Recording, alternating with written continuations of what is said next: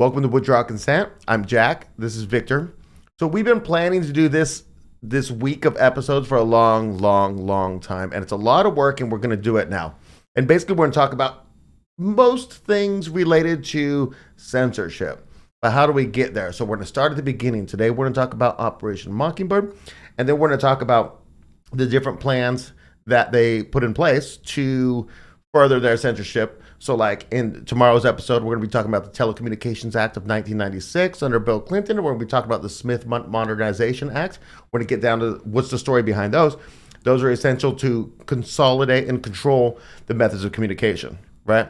That'll be tomorrow. And then on Thursday, we're going to talk more about censorship and, you know, how they could do it subtly. And obviously, you know, and we'll do Twitter files and talk about all stuff like that. Because this is all stuff I really want to learn about. I don't know much about the Telecommunications Act of 1996, right? Or if the Smith Month thing is a real thing, and parts of it aren't going to turn out to be exactly what you thought. If you watch, say, Steven Crowder or somebody, you know, I don't know. I just threw him in there. Threw him under the bus.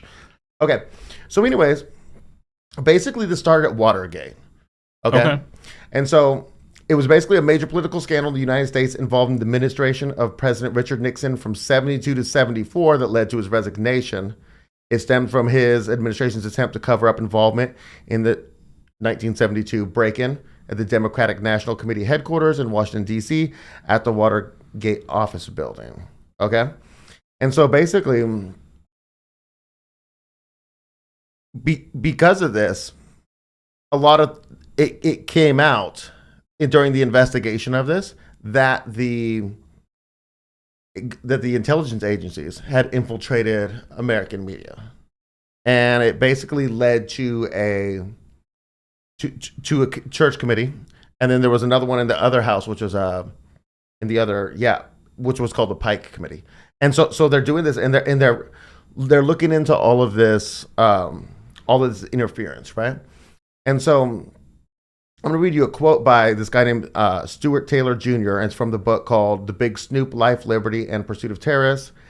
And basically it says, Watergate shocked the American public and spurred many of its representatives in Congress to demand an investigation into the past activities of the FBI, CIA, NSA, I added IRS, because when you actually look into this, they look into the IRS too, and others. The result was the creation of two congressional committees in 1975, chaired by Frank Church, Democrat from Idaho, in the Senate, and Otis Pike, Democrat, New York, in the House of Representatives. Interesting that the Democrats are the good guys in this story, because we're in the 70s. Their hearings exposed secret, arguably illegal wiretapping, bugging, and harassment of American citizens, including Supreme Court justices, reporters, and government officials, all in the name of collecting intelligence about threats to national security. The most notorious case, first exposed in the 1960s and fully documented by the Church Committee, was the wiretapping of Martin Luther King Jr. by the NSA and the FBI under J. Edgar Hoover, who believed him to be part of the communist conspiracy. And if you guys haven't noticed, we got what is this thing called? Teleprompter. We got a teleprompter, so I'm not looking at the screen over there. Just want to throw that in there. Okay. Actually works good. I can't wait to see how it turns out, you know? So in 1977, a guy with a lot of parentheses around his name named Carl Bernstein published an article titled The CIA and the Media, reporting that the CIA had covertly infiltrated America's most influential news outlets and had over 400 reporters who it considered assets in a program known as Operation Mockingbird. So, this is a good point. Okay, so in this article below, it has three different references for those few sentences I told you about Carl Bernstein. All three have been deleted from the internet when you click on them. Nice. Just to let you know. And so I was also thinking, wow, this is going to be terrible news for Carl Bernstein, right? Looked him up. Nope, he's 80. Still uncovering government corruption. I'm like, wow, I just didn't think he was going to make it, yeah. Okay, so I put a link to a YouTube video below from the Church Committee. It's the third link below. And basically, here's the quote. Do you have any people paid by the CIA today who are working for television networks? And then the guy answered, This, I think it gets into the kind of getting into the details, Mr. Chairman, that I'd like to get in an executive session. And you can watch it because he just does that with each. I don't want to. I'm just giving you a taste of what it's like. It's a really short clip, you know, if you want to look at it on YouTube. So it's just non-answers. Yeah, but it's like, it's an easy answer. The answer is no. It's either no or you're hiding it. Yeah. Right. Because if you're like, well, we compromise our means. Well, then you're doing it. The answer is yes then, Right. Anyways. So basically, this is great too. I didn't know this. Okay, this is wonderful.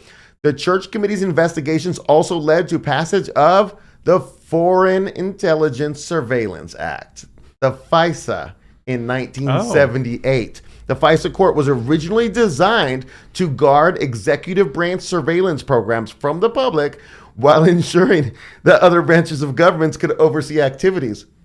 It's the exact opposite. They've used it as a weapon, and they weaponized it against Trump. Yeah. Amazing. So it's just about hiding it from the public while adding oversight. Right. And this is the reform that they got from giant overreach by the... Wow, okay. There's no such thing as a deep state. Don't worry. Just definitely not. It's cool, Okay. Well, wait, but what does the foreign have anything to do with anything? Okay. In FISA. Okay, so the foreign... I didn't read about this, but let me just tell you what I think. I'm pretty sure this is correct. You can go and snoop on any foreigners you want. Okay. So the CIA, they don't care if they're looking at your emails, Italian person in Italy, right? But this is protection for Americans. So if they want to go spy on your emails now, they have to get a warrant from a FISA court. They have to present a case in writing that's super confidential. Nobody will ever see it until later on it's subpoenaed or something. And then they submit their reasons, right? And so basically, like back before 1978, they could have just spied on Trump. Now they can't. So they went to a FISA court, faked a bunch of reasons based on the Steele dossier, which was provided by Hillary Clinton, right? And just lied. One guy even got charged for the lies in the FBI. And then the FISA court says, approved, you can go wiretap them. Then they can wiretap them.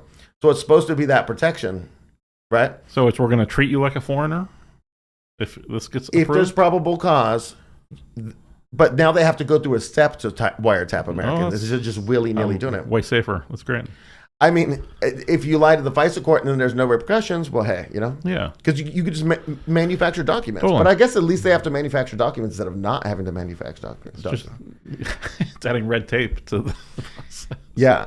Okay, so after the terrorist attack on 9/11, the passage of the U.S. Patriot Act of 2001 Nice. Changed attitudes towards government surveillance.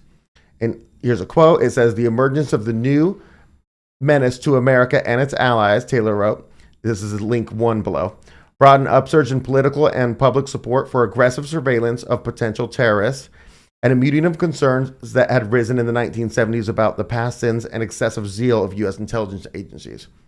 Okay, so basically it happened, Operation Mockingbird, and they had a bunch of people in different media positions, right? Directly reporting. And then they were caught. They promised we won't do it anymore, right? But they kind of didn't really do it in the first place, they said, but they won't do it in the future. And then we know about Snowden. Yep. And we know about that type of stuff. And so I'm going to bring you an example of Mockingbird-like activity, okay? Just from the recent history, right? So on June 6, 2020, the New York Times published an article about what later was named Bountygate. This is reference 5 below. They claimed that unnamed intelligence officials said that Russia was offering bounties to the Taliban for killing American troops, right? Glenn Greenwald, lots of parentheses around his name, then broke the story that, I don't know why I started putting that in my notes now, then broke the story that it was the CIA that had told the New York Times about the bounties. The Biden administration later stated that they had low to moderate confidence in the allegations.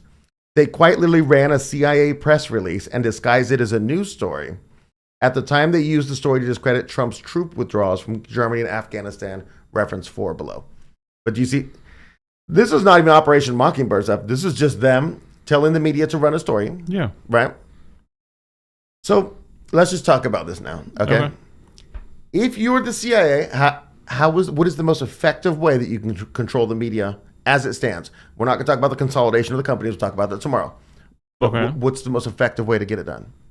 Besides just paying them to do it? Paying who? People in the media? Right. I mean, you've got people like, what's the CNN guy who was an ex-CIA? Anderson Cooper. Yeah. Okay. I mean, that's pretty easy. Right. So it's like this. If you think about it, right? Anderson Cooper's not with the CIA anymore. Sure. I believe you. Right. Okay. So check this out.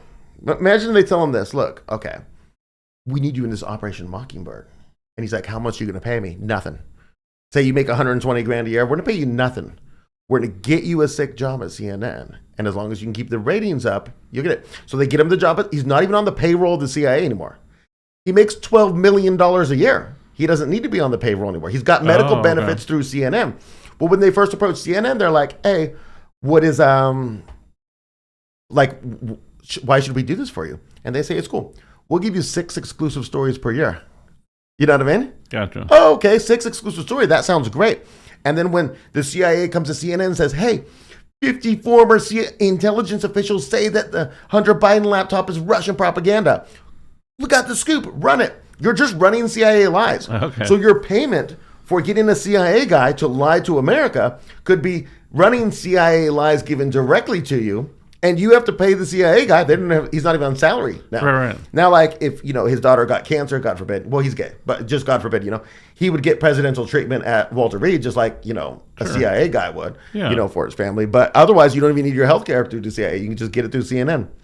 Interesting. Right? Yeah. And so I would want to put it as small amount of people as possible. Okay. Right? And it's not, I'm not denigrating anybody who's a newscaster, right?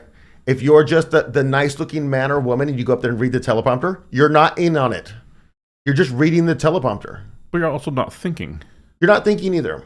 You're just doing your job. It's my job, People murder people and it's their job. And they're like, yeah, it's cool. You know what I mean? Yeah, but with that, there's a reason. Like, I don't know if I just feel like if I'm reading lies every day and I don't understand that it's a lie. Right. Yeah. So really it's the opinion. I'm just going to make the argument that it's just the opinion people. Okay. There's not that many of them, right? There's Tucker, there's Hannity, there's Anderson Cooper, you name. There used to be Don Lemon, these different people, right? But it doesn't even extend to massive people. Like The View is massive. Millions of people watch every day. Whoopi Goldberg and the ladies, right? But see, when they say, did you hear what happened yesterday? Anderson Cooper reported that there was a secret plot to commit treason against.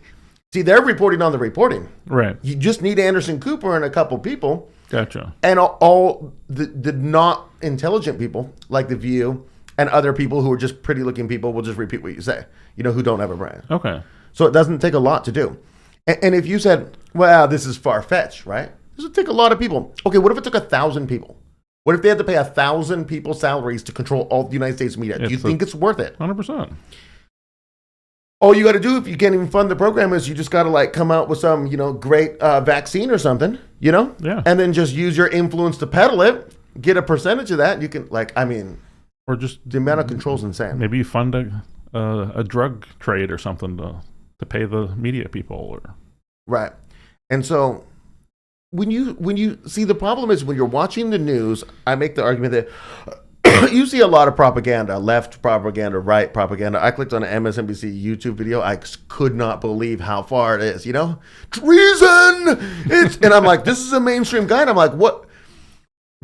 You know what I'm saying? Yeah. And it's got like 6,000 likes on it. And I'm like, wow, you know what I mean? Oh no, it's 13,000 likes. Okay. And then I'm like, dang, and I could see, but it's when it's just propaganda from a party. Okay. Like Sean Hannity is going to be like, those left wingers, you know what they're doing? Oh, they're liberal stuff. And you're like, okay, bud. Okay. Just tell me what they're doing and I'll make a decision about this. Right. But there's other people who just overtly do insane stuff, like the 50 intelligence officer story. Okay. 50 former intelligence officers. Because the real story about that story is that 50 former intelligence officers got together, conspired, and lied. Right. And who else is in on? Like, this is the journalism I want. Right. I want to run this every day, And then I just want to expose them all. Like if I was a real news, because we're not like a news channel, But like I would want to story of the day. Do you know who went on Tucker Carlson? Bob Green Bob, who's one of the 50 former intelligence, you know what I mean? Which means Tucker is disseminating false information. Tucker, you're trash too. This didn't happen. But why aren't you? Right. Those 50 people have no credibility. Its story's just gone. A little retraction, nobody ever knows about it. That's how you know that there's a scheme here, though. There's not journalism. It's not even partisanship. It's so far beyond. But there's the half where the story's getting fed, but then there's the other half that nobody is doing journalism anymore. They're just repeating whatever they're told to say. Right. And but for Glenn Greenwald, I wouldn't even have that story about Bounty Game. You know, because Right. he's just an independent dude and he's actually doing real journalism. And there are some people, the gray zone and this and that. And the funny thing is that there are a lot of left-wing progressives and stuff. But it doesn't really matter. I don't really care. Totally. That just shapes what kind of stories you want to go find. You know? Right. Whereas a right-wing dude doing it might look for like Sounds of Freedom type stuff and expose that, you know? Or Hillary body count or... But we need everybody exposing everything, and we have very few people. Right, that are willing to do it. So anyways, basically, this is my pitch on Operation Mockingbird and the events leading till now, the laws and stuff. And there's so much stuff that we could have mentioned. But what do you think about this? Like, do you think that Operation Mockingbird is still a thing in another name? Yeah, I don't feel like it ever ended. Yeah, and I think it extends to Hollywood. It's in because we're gonna go later in when we talk about the Twitter files and stuff. It's in these corporations. It's in these social media corporations. These are not people giving you a message. These are people controlling the narrative. And they're all saying the same thing. Yeah, or they're banning the same thing. And Right. we're gonna talk about that, depending on the narrative they want to say. You know. Yeah. Okay, that's what I got. Okay, very interesting. Looking forward to the next two. I don't feel like a lot was a surprise to me. You know, because I've looked into Mockingbird a little bit before. Yeah, looking forward to the 98 Telecommunications Act and all 96, that. yeah. Or 96, yeah. So hopefully you guys enjoyed this too. And be sure to join in for the rest of the week and learn more about how the media is run and different laws and all And how that. terrible the system is. Yeah. And we'll see you then.